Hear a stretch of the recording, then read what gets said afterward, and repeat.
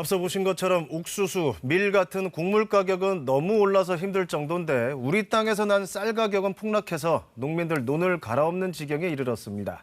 지금 이 상황 정창준 KBS 해설위원과 점검해 보겠습니다. 자, 정 의원, 일단 쌀값 얼마나 떨어진 거죠? 네, 전년도에 비해서 큰 폭으로 떨어졌는데요. 20kg 전곡 기준으로 9월 중순 가격을 보면 지난해에 54,228원이었는데 올해 47,725원이니까 25%나 하락을 했습니다. 많이 떨어졌네요. 지금 재고가 많은 상황이거든요. 여기에 햅쌀까지 나오게 되면 쌀값이 더 떨어지지 않을까 농민들이 걱정하는 부분입니다.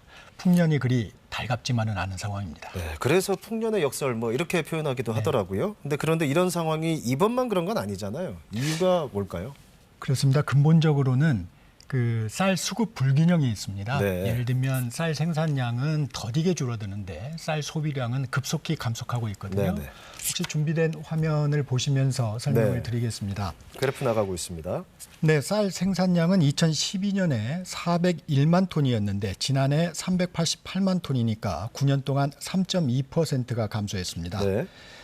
2012년에 국민 1인당 쌀 소비량은 69.8kg이었는데 화면에 보시면 지난해 56.9kg이니까 18.5%나 줄었습니다. 네. 여기에 우리나라는 WTO에 가입을 하면서 매년 40만 8천 톤에 이르는 쌀을 수입하고 있거든요, 의무적으로.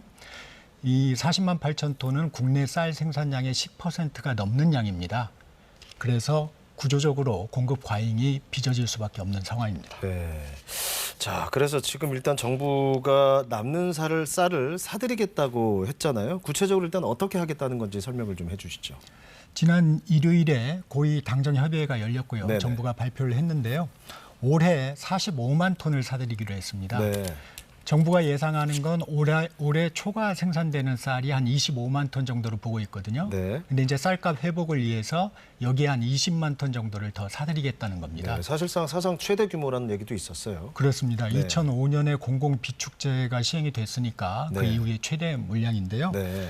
지난해에 쌀 37만 톤을 사서 보관하고 재판매하고 이런 전체 비용이 예산으로 한 8,500억 원 정도가 들었거든요. 네. 올해 만약에 45만 톤을 시장 격리하게 되면 네.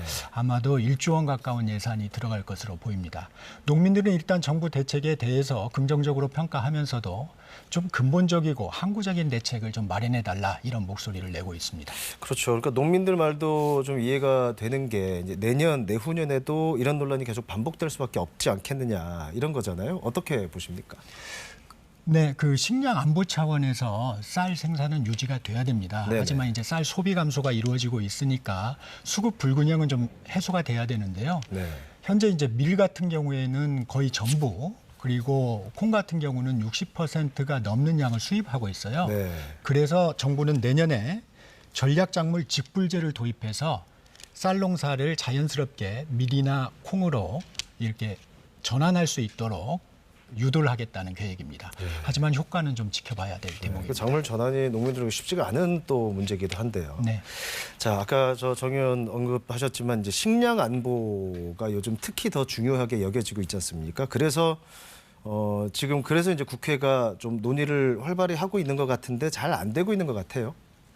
네, 야당인 민주당에서는 올해 중점 법안으로 양곡관리법 개정안을 추진하고 있는데요. 네. 핵심은 지금의 양곡관리법에는 쌀 초과 생산량이 3%가 넘거나 쌀값이 전년 대비해서 5% 이상 하락을 하면 정부가 재량적으로 매입을 할 수 있게 돼 있거든요. 네네. 근데 이제 이 부분을 의무화하겠다는 겁니다.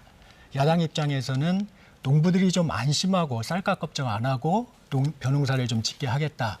이런 의도인데요. 그렇죠. 정부 여당에서는 이게 과잉입법이다. 네. 그렇게 되면 누가 쌀 농사를 포기하겠느냐.